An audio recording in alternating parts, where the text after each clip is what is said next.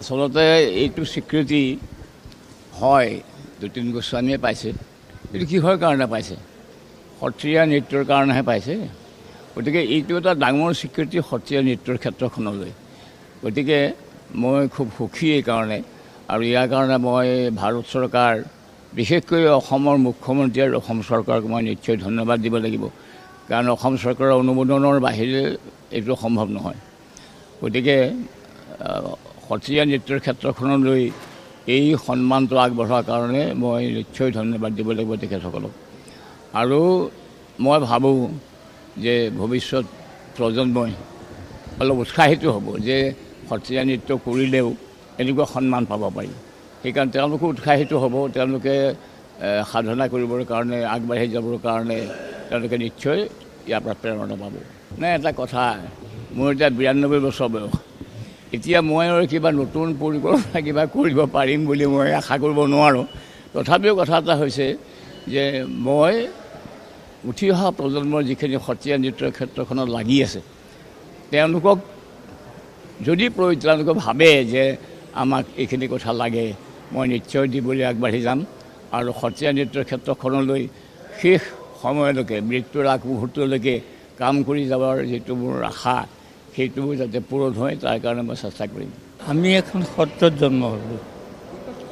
সত্ৰখন হ'ল আমাৰ ধৰ্ম, সংস্কৃতি, সমাজ, ভাষা, এইখিনি কেন্দ্ৰ সত্ৰ। গতিকে সত্ৰখিনিয়ে অসমৰ ধৰ্ম সংস্কৃতি আৰু অসমৰ প্ৰচলিত যিখিনি ৰীতি নীতি, গোটেইবোৰ সত্ৰসমূহৰ পৰাই উদ্ভাৱন হৈছে, আৰু সত্ৰসমূহে অসমখন চম্ভালি আছে। আৰু আমাৰখন সত্ৰ খাটপাৰ সত্ৰ, আৰু সেই সকলৰ লগৰে আমি জন্ম হোৱাৰ পৰা নৃত্য, গীত, বাদ্য, শিল্প, সংস্কৃতি, যিমানখিনি আমাৰ অসমৰ সম্পত্তি, সেই সম্পত্তিবোৰ তৈয়াৰ কৰা, প্ৰকাশ কৰা, চৰ্চা কৰা, আৰু মানুহখিনি তাৰ সন্মিলিত কৰি নিজৰ সমাজখন ঠিককৈ ৰাখিবৰ কাৰণে যিটো ব্যৱস্থা, সেইটো সত্ৰসমূহে কৰে। সেইটো কাৰণে আমি সত্ৰত জন্ম হৈছোঁ। জন্ম হোৱাৰ পিছত আমাক তুলজালি ডাঙৰ দীঘল কৰিছে। ডাঙৰ দীঘল কৰাৰ লগে লগে আমাৰ নৃত্য, গীত, বাদ্য, শিল্প, খোল, তাল ক'ত কেনেকৈ বজায়, এই গোটেইখিনি তাতে সম্পূৰ্ণ হৈ যায়। আমি তাকে কৰি আছোঁ।